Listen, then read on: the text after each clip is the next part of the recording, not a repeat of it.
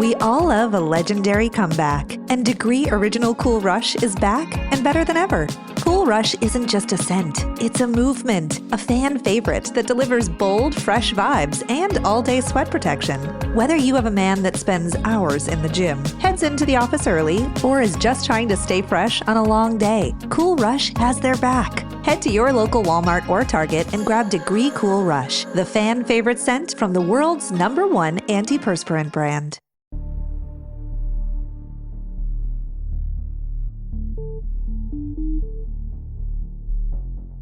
You are listening to Perplexity.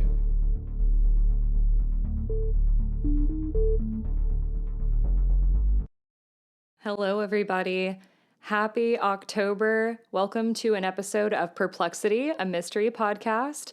As always, I'm your host, Kadra, and this is a very, very special episode. We are ringing in 150 episodes, which is just insane to think about. I started this show in December 2022, and this is a huge collaborative episode. I picked these podcasts to be in this collab.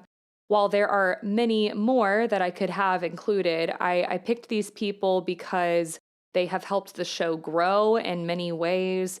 They've also become friends to the show. So I'm really, really excited to have everybody in this collaborative episode. Everybody will be reading a creepy story from the internet, which is a series that I've been doing on Patreon for a while, and I just thought it would be perfect for Halloween, but I wanted to include my podcast friends. So I hope you all enjoy it, and be sure to check out everybody's links in the show notes. These are people that you are probably familiar with because I've collaborated with them before, but maybe not. And I know I have not done a collab with Let's Get Haunted before, and they are amazing. So I'm really excited that you get to listen to this, and I hope you find a new podcast to listen to through this. Happy Halloween, and everybody stay safe this week. I hope you enjoy.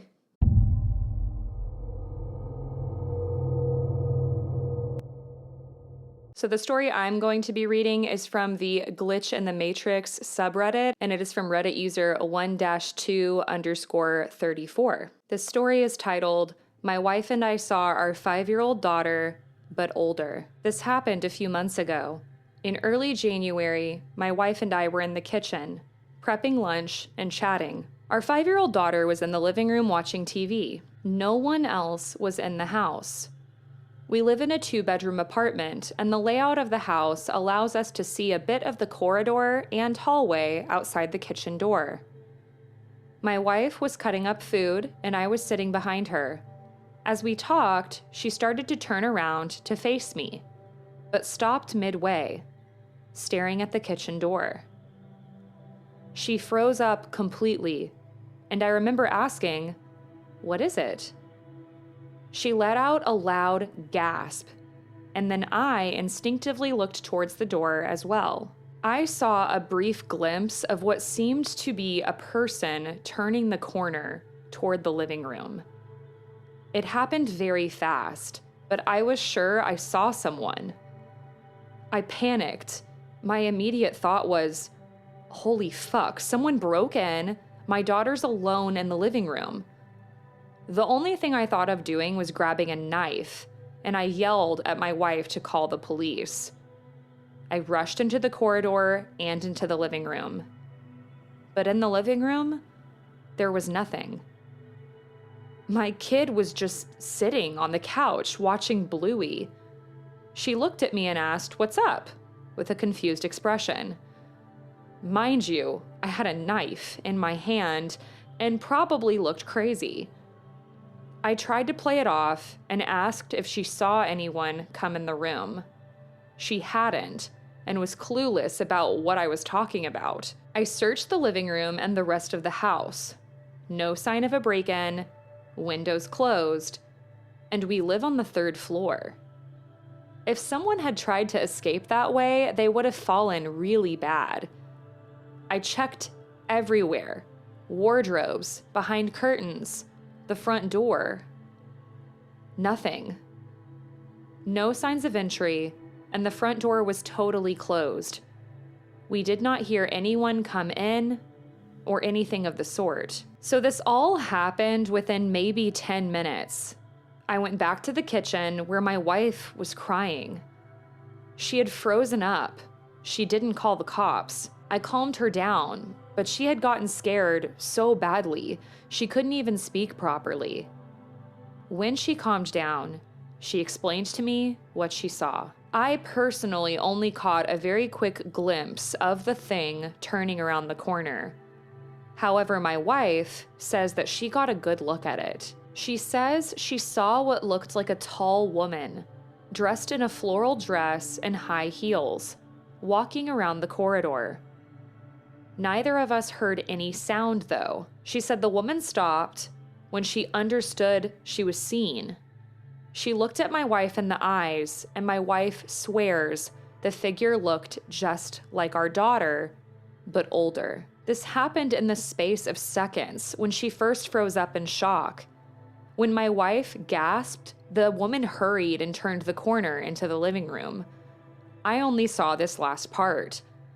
If I hadn't caught a glimpse of it, I would ask my wife to go into therapy or something. But I know something was there. We never figured out what we saw, but it was definitely the strangest moment of my life, and I know it happened.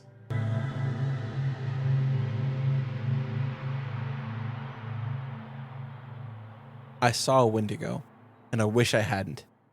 I need to write this down before I convince myself it didn't happen. This happened in December last year. I was visiting my uncle in northern Minnesota, near the Canadian border. He's the kind of guy who prefers solitude, lives in a cabin deep in the woods, no close neighbors, just the trees and whatever lives in them. I never minded visiting. I like the quiet. But after that night, I don't think I'll ever go back. It was the coldest night of the year, at least negative 30 degrees Fahrenheit. My uncle had gone into town for supplies, so I was alone. The cabin was warm, the fire crackling, and I was scrolling on my phone when I heard it. Something moving outside. Not footsteps, more like a dragging sound. Slow, deliberate. At first, I thought it was the wind, but then came the knock. Not at the door, at the window. 3 slow, deliberate taps. I froze. My uncle's nearest neighbor was miles away, and no sane person would be out in that cold. The knocking came again. I reached for my flashlight and shined it through the window. I wish I hadn't. There was something standing just beyond the tree line. It was tall, at least 7 or 8 feet, but emaciated with long, bony limbs. Its skin looked frostbitten, almost blackened, and its eyes were glowing. Not reflecting light, glowing on their own, like embers buried in a dying fire. I should have looked away.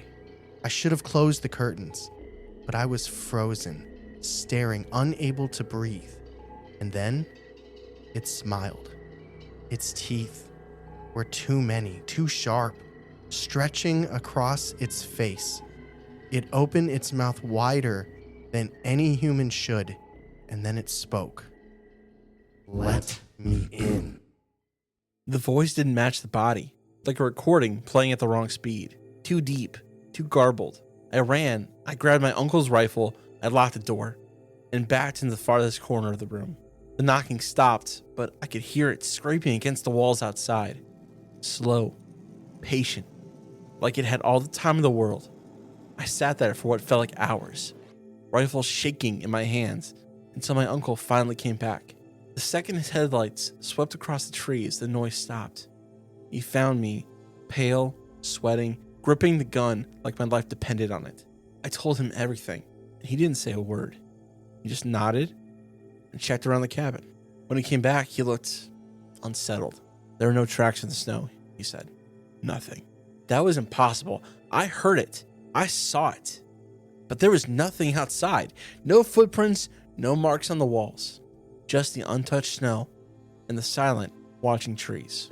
I left the next morning, and I haven't been back since. My uncle still lives there, but he told me something before I left. He said, quote, "If you ever hear it, he said. Don't look. And whatever you do, never let it in. I haven't told anyone else until now, but I know what I saw, and I know it's still out there. Hey guys, I'm Nat, I'm Allie. and we are from the podcast Let's Get Haunted, here to do just that.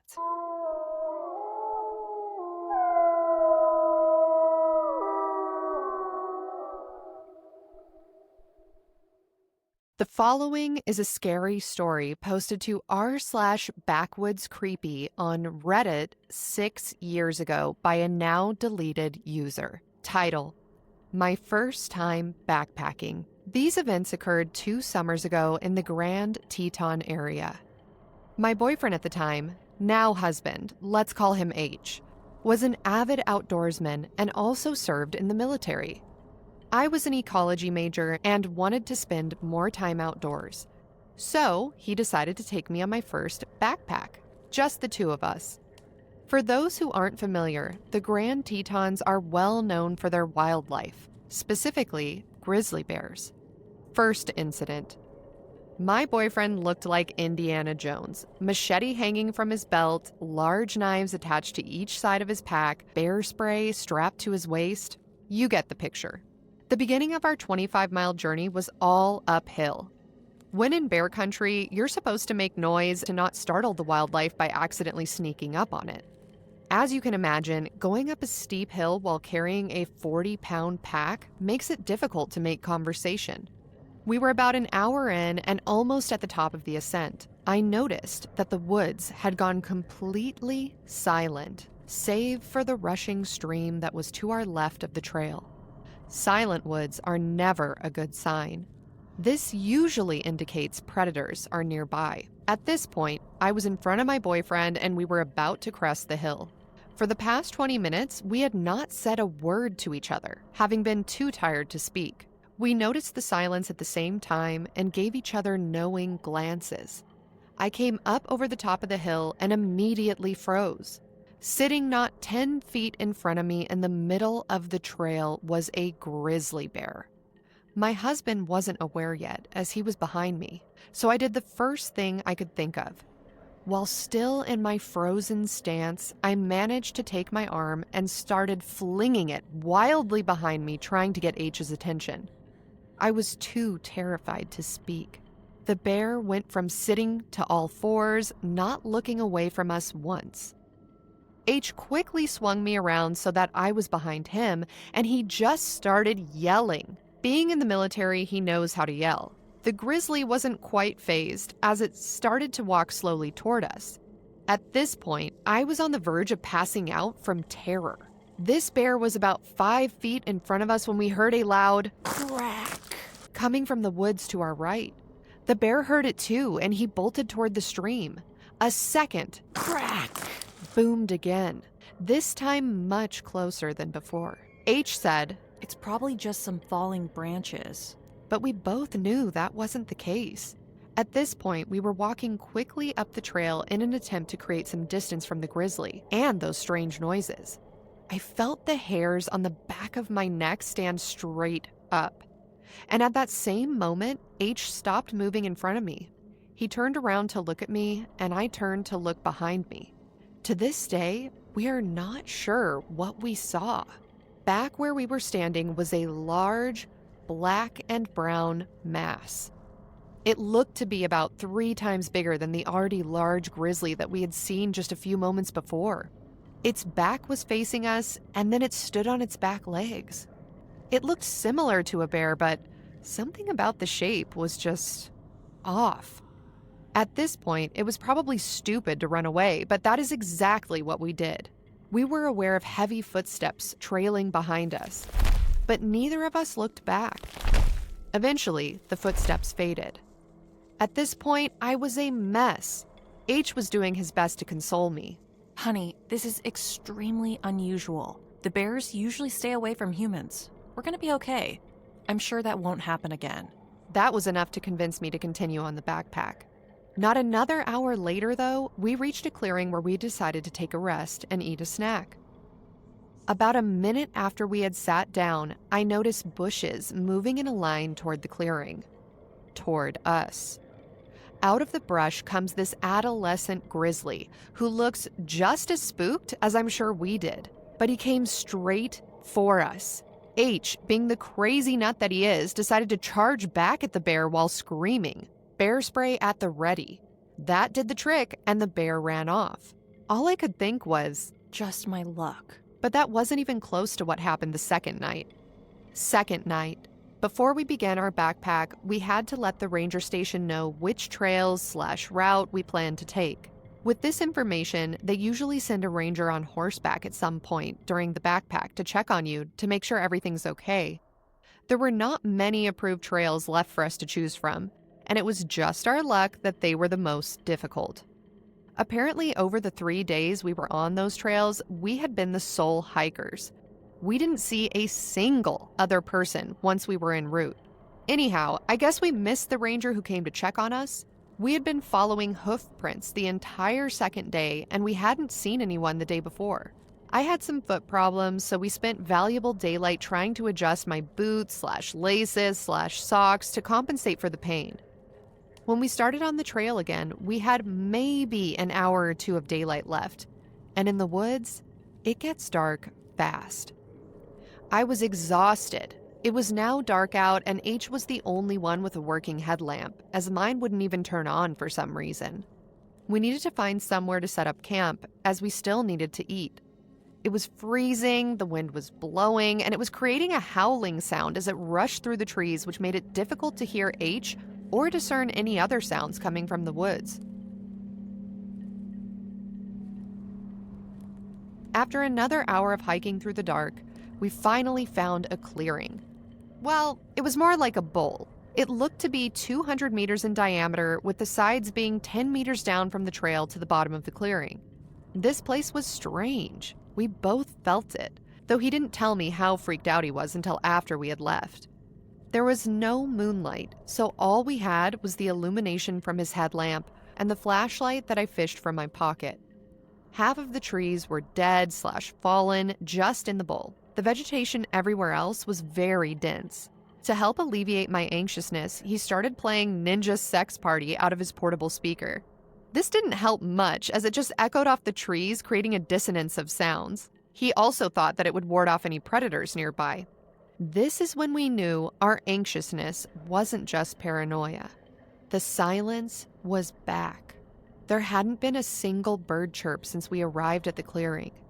It also may have had to do with the obnoxious music, but because of our previous experience, we decided to turn off the music and head into the tent. It was freezing. As soon as we were situated in our sleeping bags, we heard deep cracks and thuds echoing from beyond the tree line. Falling trees? We wondered. There had been a lot of wildfires and very little rain this season. Thud. We both froze. That sound wasn't an echo. It came from inside the clearing. Definitely not a fallen tree. Thud. It came from right outside the tent now. We both stopped breathing. H's hand found mine and we clung to each other, paralyzed. Something dragged across the outside of our tent, making an indent as it went along. It was thin, almost like a finger. What is it? I whispered, shaking. I don't know. Shouldn't be a person. We're the only ones on this side of the mountain. I was trying my hardest to stifle sobs, trying to listen to what was outside. I could hear steps, but couldn't decipher what it was. Then the steps stopped. And then the whole side of the tent was slowly pushed inwards. At this point, whatever was outside our tent knew that we were inside, so I shone my flashlight at the side of the tent.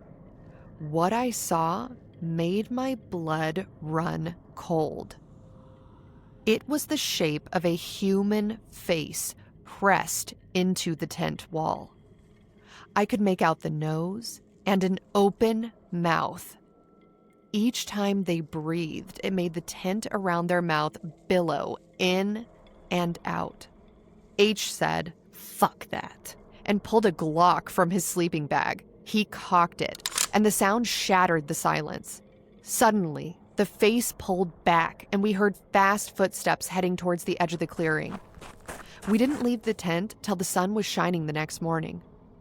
The first thing we noticed was the smell of urine. We came out of the tent and looked around. Whoever it was had peed on our coals we had left in the fire, leaving a disgusting stench of evaporated pee. Footprints surrounded our tent, circling around multiple times, and muddy handprints decorated the outside of the tent. We think it was mud anyway. The takeaway: wildlife is not the most dangerous thing in the back country.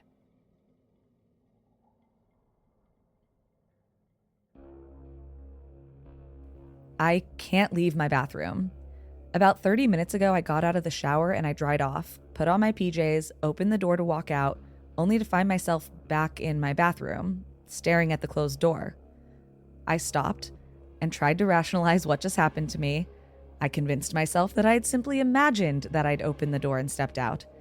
So I tried again. I pushed the door handle down, opened it, stepped out, and yet again, I find myself in my bathroom, standing in front of a closed door. This has happened every single time I have tried to leave. I keep my phone in the bathroom with me when I'm showering. I live alone, so I keep it with me just in case, for safety. The first thing I did was call my parents. My dad didn't pick up, but my mom did. I tried to explain the situation to her, but she couldn't seem to understand how I was trapped in my own bathroom if I could open the door. She seemed convinced that I must mean that my bathroom door's lock was broken and that I was trapped inside. Regardless, she said that she would be over ASAP. She only lives like 15 minutes away, so she should be here any minute. I'm sat leaning against my bathtub, looking out the open bathroom door into my landing. I opened it this time, but I didn't even try to step out. Everything looks normal. My bedroom door is closed just as I left it. The airing cupboard door as well. The stairs leading down the hallway and the front door, they're all normal. The door's shut. I don't have any recollection of how it shut, when it shut, only that it must have happened in the last few seconds after I wrote that last paragraph. I've just reread that paragraph. It's proof that I'm not going crazy. I'm not imagining this. My mom just texted me to ask if I'm in the house.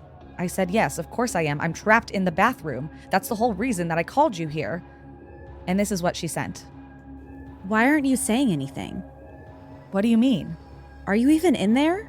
Yes, I'm in here. Are you here? I'm outside the bathroom door. I've been calling your name. I don't understand. I can't hear anything through the door. I'm gonna open it. Okay. I can see my landing, my stairs, my front door, but no mom. I try to walk out, but it's fruitless. Back staring at the closed bathroom door again. My mom said she tried the handle of the door from her side, but it won't open. She brought tools to unscrew the lock. She says she's doing it now, but I can't hear anything, and I can't see the handle moving. Okay. Mom texted me. She said the lock is taken out, but the door still won't open, not on her side. She looked through the circular hole in the door where the lock was and just saw an empty bathroom. There's no hole on my side of the door. The handle, the lock, they're all intact. I have no idea what's happening or how I can get out. After much convincing my mom the fact that I actually am here, she said that she's calling someone to possibly knock the door down. I'm worried that once they do that, they'll find an empty bathroom, and I'm still in here. I'm trapped in my bathroom. There's no plug sockets in here, never mind my phone charger, and my phone will die at some point. I'm already on 24%. When it runs out, I might lose my only point of contact with the rest of the world. I don't know what to do. Mom's left now to go get help, and I'm just sat here wondering what I can do. I tried to break down the door myself. I knew it wouldn't work, but I had to try. I remember reading once on Reddit that you shouldn't use your shoulder. You should try to kick it down, by the lock, because that's a weak point. It didn't work. I'm not sure any part of this door has a weak point at this point.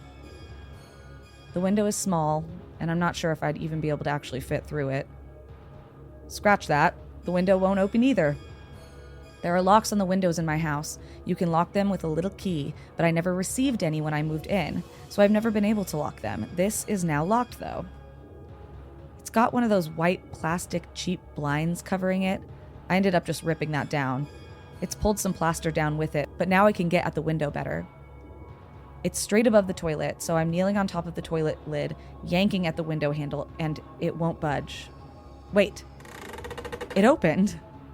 I didn't notice how dark it was outside. It shouldn't be dark right now. It's midday. I look around, desperately trying to see anyone, and no one is around. And everything looks kind of muted? I can't really describe it, nor can I describe this deep-seated feeling of dread and wrongness as I look out on my own neighborhood. My instincts are telling me not to, but I stick my head out the window and I look down to where I could possibly drop. My window's closed. Wait, I never felt myself move, but my window's closed? Even the fucking plastic blind is back in place. I'm sat on the floor now, as far away from the window and the door as I can get. I feel sick. Mom came back, along with her work friend. He helped her unscrew the hinges and remove the door, and I'm not in there. They can't see me. My mom sent a photo of her inside the bathroom, no me. She thinks this is all just a big joke and is refusing to reply to my texts or answer my calls. I'm on 14% battery. I don't know if I will ever get to leave. This might be my only chance to say goodbye to my mom, but she won't answer her phone. Edit.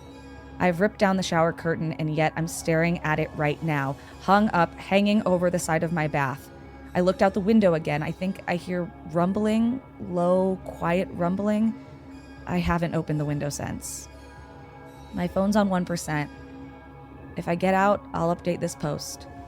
If no edit comes, assume I'm still here.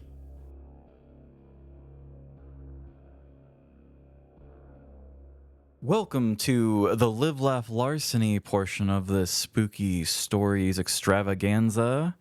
This is Trevin. And I am Amanda, and we are a true petty crime podcast, and we are so excited to be a part of this spooky Halloween episode. Yeah, we're usually the ones making dumb crimes and tiny things sound like they're really serious, so we don't actually get a chance to read things that might be super serious. Yes, and this story does sound pretty scary, and I think it's going to pair really nicely with your music and sound effects today, Trevin. Why don't we just jump on into this then? Okay. Because I've got a Reddit story called I Heard a Creepy Voice Whisper, Help, while walking alone in the woods at night. I think we're all going to need help after this one. This is a Reddit story that was sent in, it looks like 4 years ago, from a Redditor with the profile name Monster Chic 16. Oh, I was hoping there was going to be Monster Chic 69, but I'll take it. Yeah, we'll take 16. Yeah. Okay, here we go. This was about 4 or 5-ish years ago. Back then I lived with my mother in a shed on a farm surrounded by woodland. Our farmland was part of a larger piece of farmland that was split up and sold off. So we did have neighbors, but they were roughly half a kilometer away each. We loved that because of the privacy. It wasn't like there was nobody nearby I couldn't go to if I needed help. That thought is what I had fearlessly walking alone at night between hours of 7 and 8 p.m., sometimes fluctuating from earlier to later depending on the day. Sometimes I even went out on a walk at 2 a.m. in the morning because I was restless and couldn't sleep. Looking back, this was incredibly stupid, and after this incident, I never walked after 6 p.m. ever again, always making sure there was at least some sunlight left when I set out. The first part was out in the open in front of all the other farms, including my own.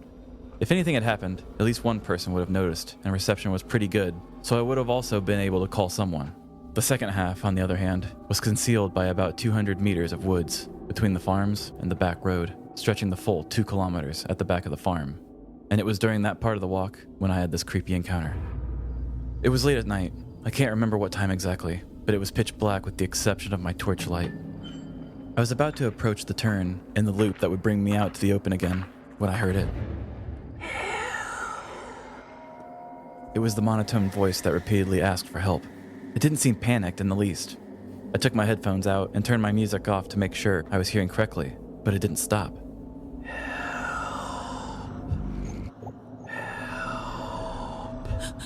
I think I just peed. A very stupid part of me almost responded, because for some reason, my first instinct was, oh no, someone's in trouble, like a naive kid, even though I would have been like 16 or 17 at the time. Of course, then my brain kicked in and realized that approaching that voice was just about the stupidest thing I could do. So I started quietly backing away. Unfortunately, my cat had followed me on the walk and wasn't backing away with me. No, She was walking towards the voice, softly hissing. I remember desperately trying to get her to come back towards me without alerting the voice to my presence, just in case they hadn't noticed me yet. But I was getting scared and didn't want to stay there a moment more, so I ran towards and grabbed her, then turned around and bolted back towards my house. I didn't know if it was stupid of me to turn my back to the voice, as I was making so much noise while running, but there was no way they didn't know I was there, and I had no way of knowing if they were giving chase. I was so fucking terrified the whole time. The image of someone cloaked in shadows chasing me entered my mind, and even though I couldn't hear anyone behind me, I never once slowed down until I was back safe and sound within my house. It doesn't end there, though. Despite how terrifying it was, there was still a part of me that was concerned about whoever it was. Because what if they really had needed help? So I asked my mother to drive us to the location, another very stupid decision considering what we found. That being nothing. We called out and called out, but nobody answered. We didn't get out of our car, though. Luckily, neither of us were that stupid. We drove home, having seen nothing and no one. But it still bothered me in the morning, so I had my mother drive us over again, and we searched the immediate area. Nothing. No indication that anyone had been there. There was no body, which admittedly was a drastic thing to search for. But I know shock can leave you eerily calm, which could have explained the monotone voice, and the lack of response afterwards made me fear that we would have been too late and we'd find a body in the morning. I don't know if I would have preferred this outcome. At least then I would have had a face to the voice. But no, we found absolutely nothing to this day. I have no idea who the voice belonged to, and why they were monotonously calling out for help. My mind has naturally come to some chilling conclusion and theories that leaves me unable to sleep. Rapist, kidnapper, serial killer, all the classic horror stories. But I guess I'll never really know for sure. Bum, bum, bum. Honestly, I think the scariest thing was the grammar of that writing. Am I right? Hopefully the author is not listening to this current collab. Wow, that actually would be really scary. Yes. In my mind, I was wondering, okay, maybe did they not actually hear this and it was just something else? But if your cat is hissing, then yeah, cats know when there's evil around. Oh yeah, I trust the pets. Granted, and I think everybody can agree with me, we have caught our animals many a time seeing things that aren't there. So I don't know why we feel like we can trust them as a gauge in these situations. Or were they, Trevin? Maybe it was a ghost. Emily and I have a thing with our tortie, Harvey, that we say she has a case of the demons. At certain points, she just looks at us with those big eyes and we're like, oh, she's got a case of the demons. And then she just... That is really scary, though. Mm-hmm. That was a good story. Perfect for spooky Halloween times. Yes, I can't wait to hear what the rest of everybody before and after us have to add to this. And it's really cool to be a part of this whole thing. We love spooky stories. We love spooky season. Kadra got to be on the one that I put on for our show, and I'm so glad to get to be on hers. Thank you, Kadra, with Perplexity, for putting this together, and make sure you're giving her a follow, especially because she put this whole thing together. Yes, and if you'd like to hear more petty crimes, go ahead and listen Live, Laugh, Larceny wherever you're listening now, and happy Halloween! Ooh, yes. Get spooky, y'all. One evening when I was in my junior year of high school, my mom and dad went out, leaving me home alone. I had a lot of homework to do, so I spent the whole evening sitting at my desk in my bedroom. My parents left the house around 6 p.m. While I was doing my homework, I put on my headphones and I listened to loud music. There was a big storm that night, and my desk was facing the window, so I could see the rain and lightning outside. My parents got back around 11 p.m. When I saw their car drive up, I took off the headphones. As soon as my mom opened the front door and came inside, I heard her shout my name. "What on earth happened in here?" she demanded in an angry voice. Confused, I ran downstairs. My mom was standing in the hallway with a furious look on her face. She pointed at the floor and yelled, "Was this you?" I looked down and saw that the carpet was covered in muddy footprints. I have no idea how those got there. I spent the whole night at my desk doing my homework. I watched as the look on her face changed from anger to confusion, and then to fear. We both realized it at the same time. Someone else must have been in the house. We followed the trail of footprints, trying to make sense of the whole situation. They started at the back door, which we usually left unlocked. Then we noticed something else. The footsteps started at the back door, but there was no trail of footprints leading through the back door. All of a sudden, we hear something, a loud, pounding noise that echoed throughout the house. Then, the sound of the front door being wrenched open and slammed shut again. Wham! We all ran into the garage and locked the door behind us. My mom took out her cell phone and called the police. "Please, come quickly," she shouted. "Someone's in our house." After what seemed like hours, a patrol car arrived with 2 police officers, a male and a female. One officer stayed with us in the garage while his partner went through the house, searching it room by room. When she came back, the female officer told us that there was no one in the house and it was safe to go back in. As we were all breathing a sigh of relief, she asked, "Whose bedroom is upstairs on the left?" My parents looked at me. "It's mine," I told the officer. She asked us to follow her. As we walked through the house, we could see the trail of muddy footprints leading from the back door, through the living room, through the hallway, up the stairs, into my parents' bedroom, and then towards my room. They stopped at my doorway.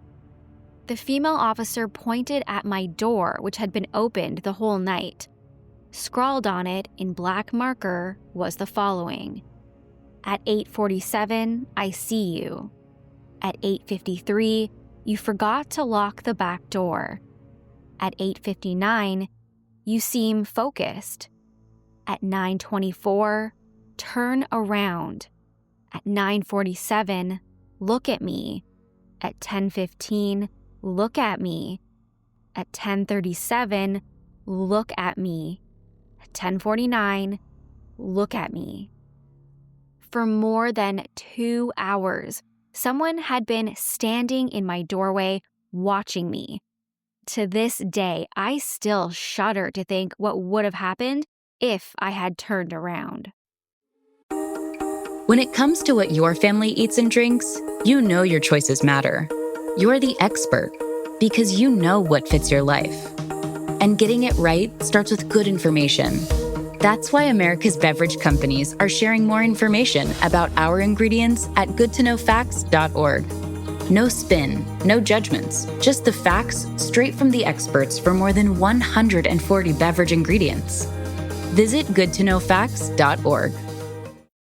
This episode is brought to you by Rakuten. If you're shopping while working, eating, or even listening to this podcast, then you know and love the thrill of a deal. But are you getting the deal and cash back? Rakuten shoppers do. They get the brands they love, savings, and cash back. And you can get it too. Stack sales on top of cash back and feel what it's like to know you're maximizing savings. It's easy to use, and you get cash back sent to you through PayPal or check. The idea is simple. The brands you love pay Rakuten for sending them shoppers, and Rakuten shares the money with you as cash back. Download the free Rakuten app or go to Rakuten.com to start saving today. It's the most rewarding way to shop. That's Rakuten. Rakuten.com.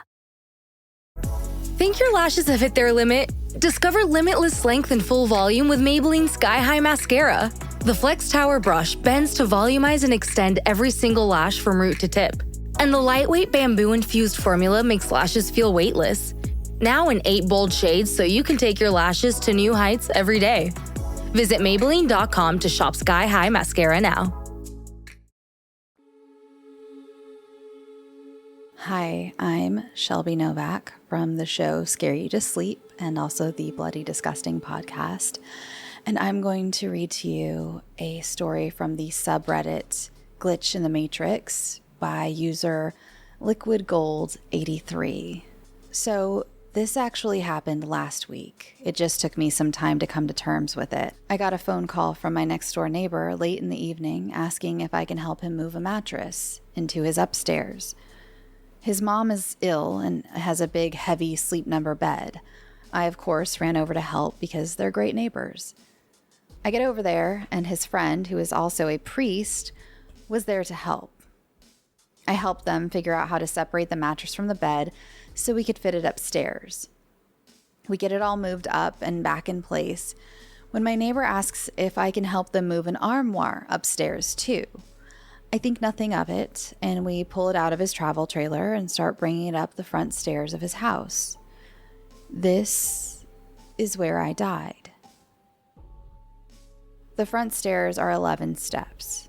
I was on the lower end of the armoire, about 6 steps up, when my neighbor and his friend lose a handle on the armoire and it comes crashing down on me, and I fall backwards towards the pavement. I then wake up in my dining room to my phone ringing and my wife asking me if I'm going to answer the phone. It's my neighbor asking me if I can help move a bed upstairs for his mom. I go over there and meet his priest friend again, as this has been the first time I met him. I say I can help with the bed, but I cannot help with the armoire. My neighbor was like, "How'd you know about the armoire?" I then proceeded to tell them, "I'm pretty sure I just died." I spent the next hour talking with the priest. He had so many questions. My neighbor didn't believe it until I described the upstairs bedroom in perfect detail, down to the metal mattress frame on the floor and the intricate headboard leaning against the wall.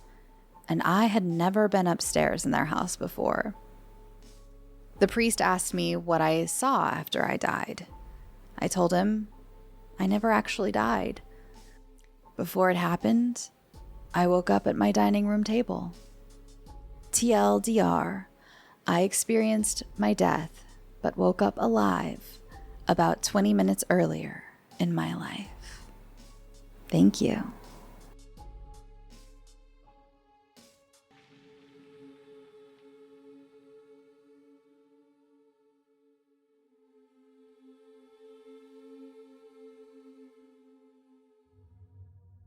Last year, I met a girl, fell in love, and got engaged. She had 2 little girls who I love dearly. We all moved into a house together October last year.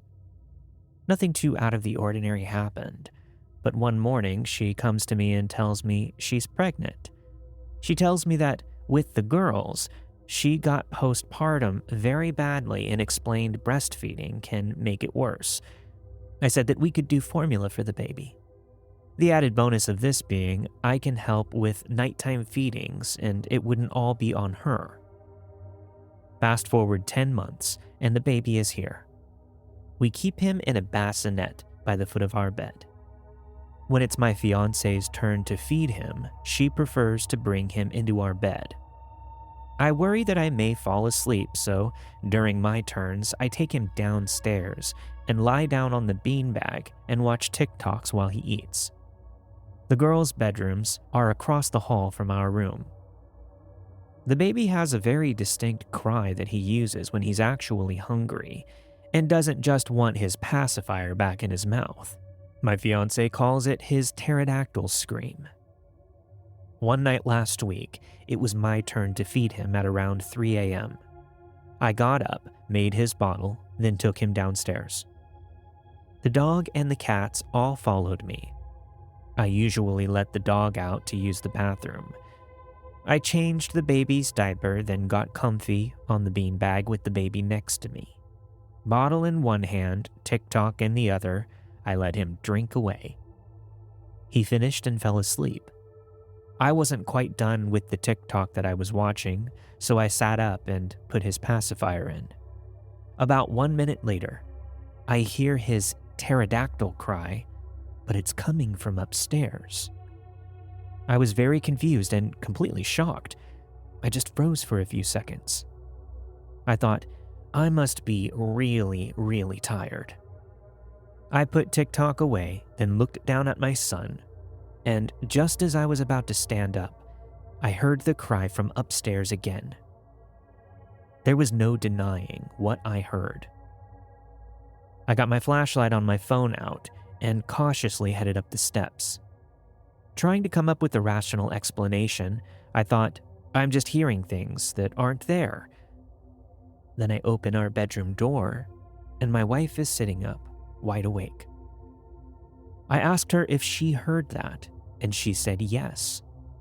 I said that it sounded like the baby, but I had the baby with me.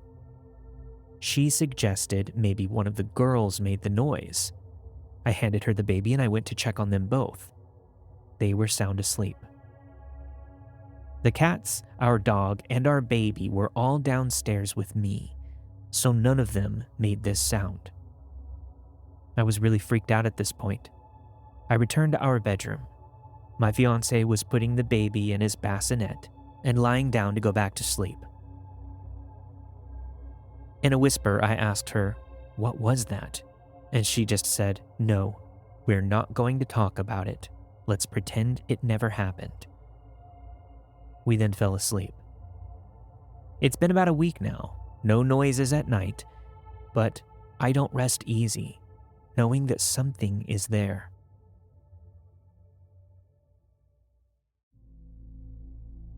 Hello and welcome to this Halloween extravaganza. Thank you so much to Kadra for having me be a part of it. My name is Alicia Watson and I am one half of the Twisted and Uncorked podcast, and I also host a show with Fire Eyes Media called Truly Twisted. Now today I have a very specifically picked for me story to tell you. This comes from r/paranormal, with the user being Specific Attempt 9057, and it's titled, "A Mimic Tried to Lure Me Out." I lived in the same house my entire childhood and teenage life. In that time, I experienced countless paranormal or unexplained events, many of which, from what I've heard, people call mimics. The house owned by my father was fairly new, built in the 80s, and as far as I know, no one ever died in the house or on the property. However, I have heard locals talk about the surrounding location was where Native American tribes used to live. So I've kind of always chalked up any activity to that. I have several experiences I could recount, but for now I will share the one most bone-chilling. Once I reached 13 years old, my parents started letting me stay home alone with my older brother, who was about 2 years ahead of me. On the days that they were at work, however, since my brother was in sports, he usually wouldn't get home from school until an hour and a half to 2 hours after I had. I would get dropped off on the bus and he'd come home on his bike after practice. Anyways, as I mentioned above, my whole life I experienced weird activity in that house. I want to say that my first encounter was around 5 years old. So at 13 years old, I had seen enough to creep me out when I was home alone. Also, whenever I was home alone, the energy always felt so much stronger. I walked in the house and my hair would practically stand up straight. So on the days that both my parents were at work, I developed this routine of checking the house with a knife before locking myself in the bathroom with it, and playing games on my phone until I heard my brother get home. It's kind of odd, I'd gravitate towards the bathroom, but when I think about it, it's well lit, small sized, with a door that locked. Also, with a wall always to my back. It eliminated the possibility of something creeping up behind me. Everywhere else in the house felt like something was breathing down my neck, so the bathroom became my safe space. One day, about an hour into my routine bathroom hideaway, I hear the signature squeak of the sliding door leading from the garage into the house. I then hear what sounds like my brother's footsteps walking into the main area or kitchen of the house and throwing his keys down on the table and letting out one of his loud, identifiable burps. Kind of funny that I can tell you which family member is who by the sound of their footsteps and the noises of their gas, but I digress. Finally, I think to myself, feeling a wave of relief wash over me that now somebody was home, and I can stop hiding in the bathroom with a knife. I set my phone down and stand up, ready to leave the bathroom, but the moment my hands reach for the doorknob to unlock it and step out and say hi, a chill runs through me. Something instinctual was telling me to pump the brakes. Something was not right. I couldn't put my finger on it, but it's almost like when you see an image that looks real, but upon further inspection, you realize it's AI. I don't know, that's the best way I can describe it. It just felt eerily artificial in a way. Maybe it's because my brother would always come in through the front door, not the garage. Also, he'd keep his keys in his room, not on the table. I don't know, something about it just wasn't lining up. So I texted my brother, "Are you home?" Which he immediately replied, "No." Leaving practice now, my blood ran cold. As soon as I read his message, all the noise in the main area of the house stopped. For a moment, it was dead quiet, and then all of a sudden, I heard the kitchen stools getting dragged across the tile floor.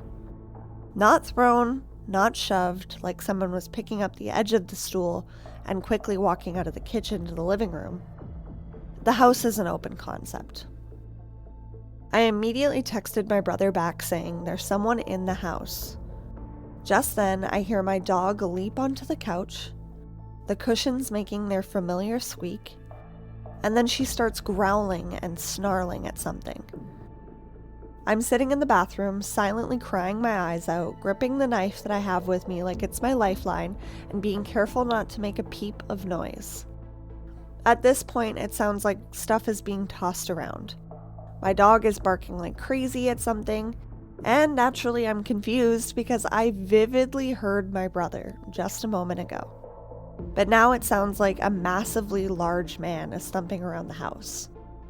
I would have called the police, but this felt supernatural, and I didn't want to look like a lunatic if police showed up and found nothing. A few minutes of noise goes by, and then ceases immediately when my brother texts me, "I'm home now, about to walk in." I hear him come through the front door and say something like, "Hello?" No one is here, so I decide to come out. After I stepped out of the bathroom, I thought for sure the house would be a total mess from all the racket that I had just heard. But to my shock, everything was exactly as I left it.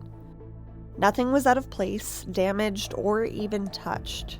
The garage door that I heard swing open, well, that was completely locked from inside the entire time. It had never budged. The only sign that something was off was my dog, who was still on the couch with her fur standing up, looking terrified. This was almost 10 years ago now, but recounting this still chokes me up and gives me goosebumps. I've come to the conclusion that a mimic or a demon or some sort was trying to lure me out of the bathroom that day. And when I didn't take the bait, it got angry and became aggressive. I don't know, I'm not an expert. I've encountered a mimic a few other times in this house, and I will share if anyone is interested. Side note, I need to add that I do not suffer from any mental illness, nor does anyone in my family. And I would also like to say that I was not on any drugs at the time. I just want to say thank you so much to Kadra for having me again for this segment. I myself have experienced something mimic-like, and the demonic distorted voice, way too familiar to me. I have shared this story in an episode of Kadra's featuring Believing the Bizarre, where she actually read my listener story. So if you'd like to hear that, go listen there. But otherwise, enjoy the next story. Astonishing Legends Network. Scared All the Time presents a dramatic reading of the original Black-Eyed Kids story, posted online by Brian Bethel on Friday, January 26th, 1998.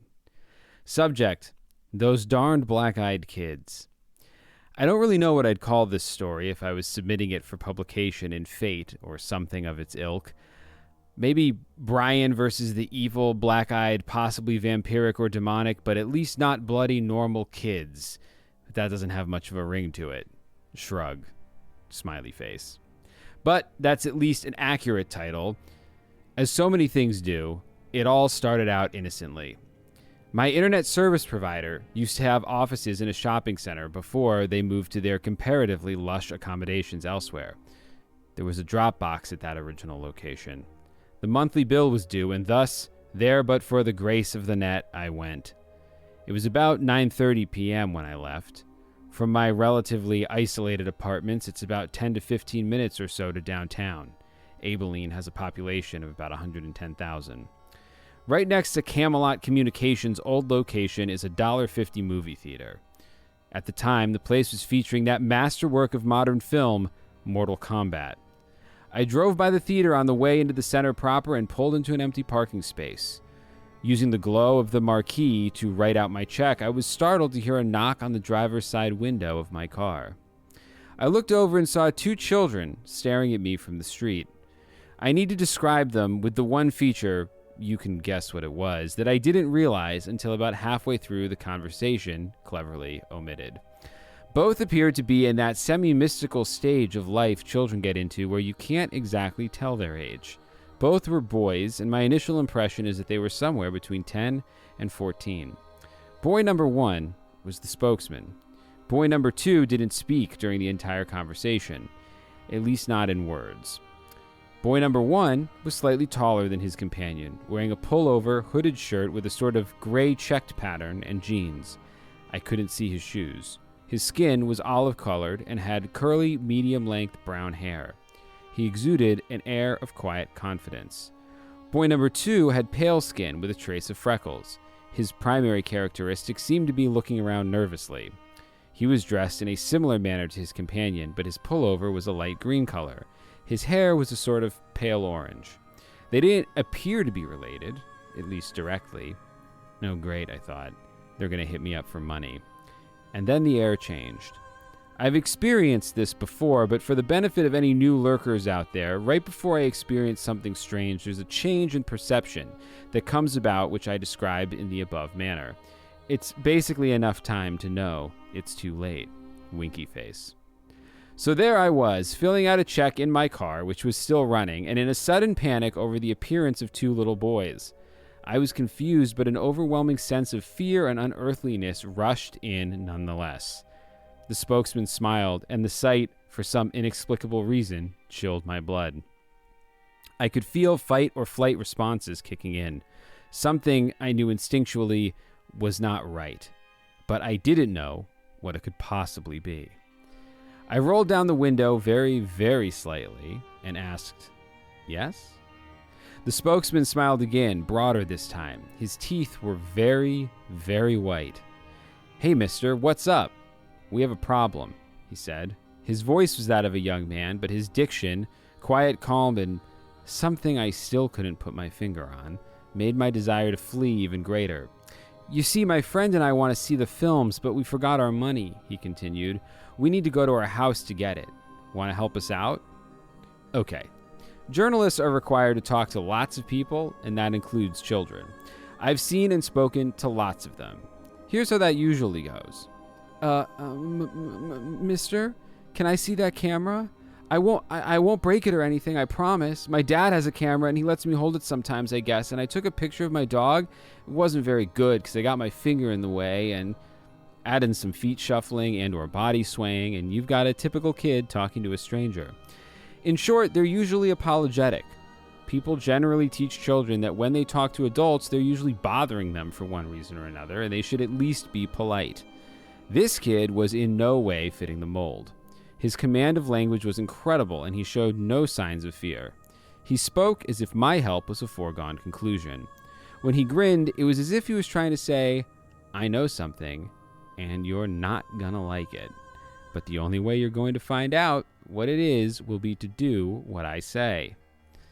Well, was the best reply I could offer. Now here's where it starts to get strange. The quiet companion looked at the spokesman with a mixture of confusion and guilt on his face. He seemed in some ways shocked, not with his friend's brusque manner, but that I didn't just immediately open the door. He eyed me nervously. The spokesman seemed a bit perturbed too. I still was registering something wrong with both. "Come on, mister," the spokesman said again, smooth as silk. Car salesman could learn something from this kid. "Now, we just want to go to our house, and we're just 2 little boys." That really scared me. Something in the tone and diction again set off alarm bells. My mind was frantically trying to process what it was perceiving about the 2 figures that was wrong. Was all I could manage. I felt myself digging my fingernails into the steering wheel. What What movie were you going to see? I asked finally. Mortal Kombat, of course, the spokesman said. The silent one nodded in affirmation, standing a few paces behind. Oh, I said. I stole a quick glance at the marquee and at the clock in my car. Mortal Kombat had been playing for an hour, the last showing of the evening. The silent one looked increasingly nervous. I think he saw my glances and suspected that I might be detecting something was not above board. Come on, mister. Let us in. We can't get in your car until you do, you know, the spokesman said soothingly. Just let us in, and we'll be gone before you know it. We'll go to our mother's house. We locked eyes. To my horror, I realized my hand had strayed toward the door lock, which was engaged, and was in the process of opening it. I pulled it away, probably a bit too violently, but it did force me to look away from the children. I turned back. I offered weakly, and then my mind snapped into sharp focus. For the first time, I noticed their eyes. They were coal black.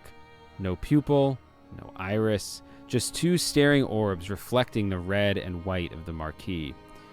At that point, I know my expression betrayed me. The silent one had a look of horror on his face in a combination that seemed to indicate A, the impossible had just happened, and B, we've been found out. The spokesman, on the other hand, wore a mask of anger. His eyes glittered brightly in the half-light. Come on, mister, he said. We won't hurt you. You have to let us in. We don't have a gun. That last statement scared the living hell out of me because at that point, by his tone, he was plainly saying, we don't need a gun. He noticed my hand shooting down toward the gear shift. The spokesman's final words contained an anger that was complete and whole, and yet contained in some respects a tone of panic. We can't come in unless you tell us it's okay. Let us in. I ripped the car into reverse, thank goodness no one was coming up behind me, and tore out of the parking lot. I noticed the boys in my peripheral vision, and I stole a quick glance back. They were gone. The sidewalk by the theater was deserted. I drove home in a heightened state of panic. Had anyone attempted to stop me, I would have run through and faced the consequences later. I bolted into my house, scanning all around, including the sky. What did I see? Maybe nothing more than some kids looking for a ride, and some really funky contacts. Yeah, right.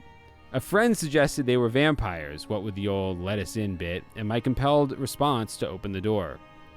That and the we'll go see our mother thing. I'm still not sure what they were, but here's an epilogue I find chilling. I talk about Chad a lot. He's still my best friend, my best ghost hunting companion, and an all-around cool guy. He recently moved to Amarillo, but at the time this happened was still living in the San Angelo of Rampage fame. I called him and talked to him briefly. He had two female friends with him at the time, both professing some type of psychic ability. I started telling him the story, leaving out the part about the black eyes for the kicker. One of the women, we were on speakerphone, stopped me. These children had black eyes, right? She asked. I mean, all black eyes? Yeah, I said, a bit taken aback. She said. One night last week, I had a dream about children with black eyes. They were outside my house, wanting to be let in, but there was something wrong with them. It took me a while to realize it was the eyes. I hadn't even gotten as far as them wanting to come in. What did you do? I asked. I kept the doors and windows locked, she said. I knew if they came in, they'd kill me. She paused. And they would have killed you too, if you'd let them into your car. So from this extra long post, we have 3 unanswered questions. A, what did I see? B, what would have happened if I opened my car door? And C, why does Chad always get all the cool psychic chicks? This has been a dramatic reading of the original Black Eyed Kids post by Brian Bethel from your friends at Scared All the Time. Happy Halloween. Ed was here too. Thank you guys so much for listening to this collaborative episode. Ringing in 150 episodes means so much to me. I love each and every one of my listeners so much, and I just hope you have the best Halloween.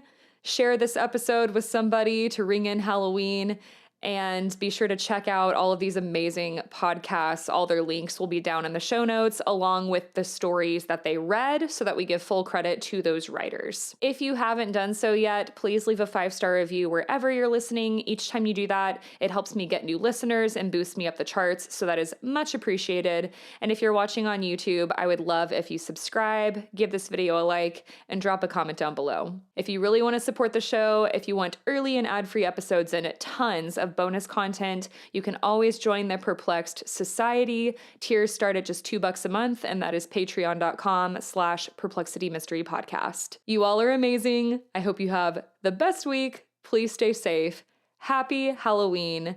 Happy 150 episodes. And here's to 150 more. I'll talk to you guys soon. Bye. Thank you for listening to Perplexity, a mystery podcast, hosted, written, and produced by Kadra Brannon. Assistant producer is TJ McCrae. If you enjoyed today's episode, tell the world about it by leaving a 5-star review on Spotify or Apple Podcasts. It really is the best way to support. Have a topic request or a perplexing story of your own you'd like to share? Send an email to perplexitymysterypodcast@gmail.com. If you would like to support the show further and unlock exclusive bonus content, join the Perplexed Society at patreon.com/Perplexity Mystery Podcast. Perplexity merch and additional support links can be found in the episode description. Until next week, stay curious.